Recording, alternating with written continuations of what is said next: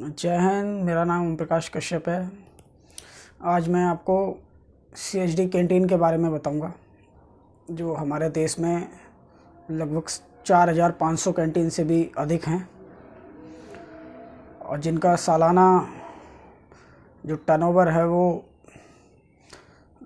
1400 से 1800 करोड़ रुपए का प्रॉफिट है। और इनकी जो डिमांड जो डलती है और यहाँ कैसे करप्शन होता है, उसका क्या है पूरा खेल, वो मैं आपको समझाता हूँ। मैं खुद एक CHD का एम्प्लॉय हूँ।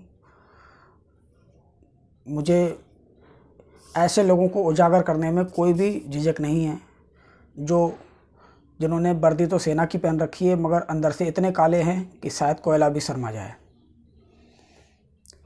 मैं अपनी ही ब्रांच की बात बताऊंगा। पहले एयरफोर्स स्टेशन पालम। वैसे तो ये जो करप्शन है वो 4500 कैंटीन जो मैं बता रहा हूँ आपको, यूनिट जो हैं उन सभी में है, पर मैं स्टार्टिंग अपनी ही यूनिट से करूँगा। हमारे यहाँ एक तो मैनेजरों की कोई गिनती नहीं है, 4 5 8 10 मैनेजर भी हो सकते हैं, क्योंकि वो जो AOC हैं वो डिसाइड करते हैं यहाँ कितने मैनेजर होंगे। पहले जो डिमांड बनती थी, जितना भी कैंटीन में जो सामान आता है उसकी एक डिमांड बनती है। पहले जो डिमांड बनती थी वो स्टोर कीपर बनाता था, स्टोर कीपर और मैनेजर मिलके, जिसमें क्या लाना है और क्या नहीं लाना है ये स्टोर कीपर बताते थे और मैनेजर ये फाइनल करता है कि क्या लाना है और क्या नहीं लाना है। तो स्टोर कीपर भी खाता है दबा के पैसा, क्योंकि हर कंपनी का जो सेल्समैन है या जो भी कंपनी है वो चाहती है कि भाई मेरा प्रोडक्ट ज़्यादा से ज़्यादा बिके, चाहे वो अच्छा है बुरा है कैसा भी हो। तो वो अपनी पूरी जी जान लगा देती हैं कैंटीन के ऊपर कि हमारे आइटम की डिमांड जो है कैंटीन ज़्यादा से ज़्यादा डाले, ताकि ज़्यादा से ज़्यादा सामान जो है वो एक ही कंपनी का या जो कंपनियां उनको चढ़ावा चढ़ाती हैं उन कंपनियों का जा सके। तो उनके वेंडर वो लोग भी आते रहते हैं डिमांड डलवाने के लिए। तो जो ज़्यादा पैसे चढ़ाता है डिमांड उसकी बन जाती है। एग्ज़ाम्पल के तौर पे कोई भी कंपनी ले लीजिए, सीग्राम, PNG, कोई भी ले लीजिए। ये कोई 1-2 कंपनी नहीं है, बहुत सारी कंपनियां अटैच होती हैं CHD से और ये माल जो है डिपो से आता है। तो सभी कंपनियां अपनी अपनी इच्छा अनुसार या जो भी उनकी क्षमता है उस हिसाब से कैंटीन मैनेजर और कैंटीन ऑफिसर को चढ़ावा चढ़ाती हैं, तब जाके एक डिमांड तैयार होती है। और वो डिमांड कोई 1-2 लाख रुपए की नहीं होती है, करोड़ों में होती है दोस्तों, करोड़ों में। अब सोच सकते हो करोड़ों का अगर 10% भी मैनेजर या कैंटीन ऑफिसर ले ले उनसे, तो प्रॉफिट उनका जो कमीशन है वो कहाँ पहुँच जाएगा। जो गिफ्ट वगैरह आते हैं उसमें से 75% गिफ्ट तो कैंटीन मैनेजर और ऑफिसर ऐसी खा जाते हैं। जो कस्टमर्स हैं ना उनको तो मिलने से रहा, कुछ आइटम पे देना भी पड़ता है, क्योंकि जिन पे लिखा है उन पे तो देना पड़ेगा ही, और जिन पे नहीं लिखा है वो तो फिर सारा लपेटा इनका है। तो किस तरीके से जो डिपो हैं हमारे देश में 38 डिपो हैं जो भारत सरकार के अंडर में आते हैं, उनके कर्मचारी भी उन्हीं के अंडर में आते हैं, उनकी सैलरी भी भारत सरकार देती है उनको। पर जो 4500 कैंटीन है ये तीनों सेनाओं के अंडर में है। ये तीनों सेनाएं किस हिसाब से उनके ऊपर अत्याचार करेंगी, टॉर्चर करेंगी, किस हंटर से उनको चलाया जाएगा, वो इनकी जो तीनों सेनाएं हैं वो डिसाइड करती हैं। मैंने जो अभी स्टार्टिंग में बताया था वीडियो में कि 1600 से 1800 करोड़ रुपए प्रॉफिट है सालाना 4500 कैंटीन का। ये सारा पैसा सरकारी खजाने में नहीं जाता, ये तीनों सेनाएं मिलके खा जाती हैं। यहाँ के कर्मचारियों को जो सैलरी मिलती है इतने पे ही बस नहीं है। यहाँ के जो कर्मचारी हैं, जो एम्प्लॉई हैं, उनको जो सैलरी मिलती है उनमें से भी, उनकी सैलरियाँ से भी जैसे सिविल में ठेकेदार या जो कॉन्ट्रैक्टर होते हैं वो जैसे अपना हिस्सा नहीं लेते हैं, ऐसे ही ये भी उनसे अपना हिस्सा लेते हैं। हर कर्मचारी से 1500, 800, 1000, 1200 इस तरीके से उनकी सैलरी से ज़बरदस्ती छीन लिया जाता है, मन मुताबिक काट लिया जाता है उनकी सैलरी से। आप सोच सकते हैं ना, 1500 रुपये का मतलब या 1000 रुपये का मतलब क्या है। महीने में एक सिलेंडर आ सकता है, गैस का सिलेंडर आ सकता है, और उससे वो एम्प्लॉई अपने घर का 1 महीने का चूल्हा जला सकता है।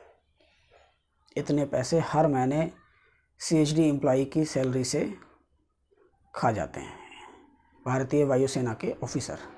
अभी आप देख रहे हैं ना, 26 जनवरी आने वाली है, सबकी छतों के ऊपर भारतीय वायुसेना के हेलीकॉप्टर आ रहे हैं, जा रहे हैं, दिखावा जो करना है। ऐसा नहीं है दोस्तों, मैं माफ़ी चाहूँगा इसके लिए। ऐसा नहीं है कि सभी लोग भ्रष्ट हैं, करप्ट हैं, ऐसा नहीं है। मगर उनकी संख्या, जो ईमानदार ऑफिसर हैं या ईमानदार जो अधिकारी आते हैं, उनकी संख्या जो है वो 10% है। 90% एक जैसे हैं। या तो उनके जैसे बन जाओ। ईमानदार अफसर को तो टिकने ही नहीं देते, उसको तो 2 महीने के अंदर पोस्टिंग या उस सीट से हटा देंगे, किसी और यूनिट में फेंक देंगे। क्योंकि 90 खाने वाले हैं और 10 नहीं खाने वाले हैं, तो वो 90 मिलकर 10 को कैसे जीने देंगे। यहाँ पे दिमाग लगाइए आप। वो 90 लोग जो करप्शन में लिप्त हैं, वो 10 ईमानदार ऑफिसर जो अपनी ईमानदारी से नौकरी कर रहे हैं या करना चाहते हैं, उनको वो कैसे करने देंगे। सबसे ज़्यादा भ्रष्टाचार जो है ना, वो डिफेंस के अंदर है। 13 वर्षों की सर्विस हो गई मेरी, जो मेरा अनुभव है वो यही है। और जो आदमी ईमानदारी का राग गाता है, ईमानदारी ईमानदारी ईमानदारी चिल्लाता है, उसको ये बाहर का रास्ता दिखा देते हैं। इतना ही नहीं है, मेरे और वीडियो देखिए जाके। अगर मैं पूरे इनके काले का चिट्ठों के बारे में बताने बैठ जाऊंगा ना, तो 24 घंटे भी कम पड़ जाएंगे। CHD कार्ड, कैंटीन कार्ड, जो कैंटीन मैनेजर हैं एयरफोर्स स्टेशन पालम के, DN झा, अभी वो पोस्टिंग जा चुके हैं। उनकी ड्रॉर में 400 से लेके 600 कार्ड, इलीगल कार्ड्स उनके पास रहते थे। उनको ही रिन्यू वगैरह करने से मैंने मना कर दिया था। एक बार नहीं, कई बार मना किया मैंने। तो मेरे ऊपर एक्शन ले लिया उन्होंने, क्योंकि मैं तो या तो इनके जैसा बन जाऊँ, इनकी हाँ में हाँ मिलाऊँ तो मैं गुड एम्प्लॉई हूँ, और इनका हाँ में हाँ नहीं मिलाऊंगा तो फिर बेकार हूँ मैं। 13 वर्षों की सर्विस, सोच सकते हैं आप। LDC, UDC, इन सभी की पोस्ट का काम मैंने किया है।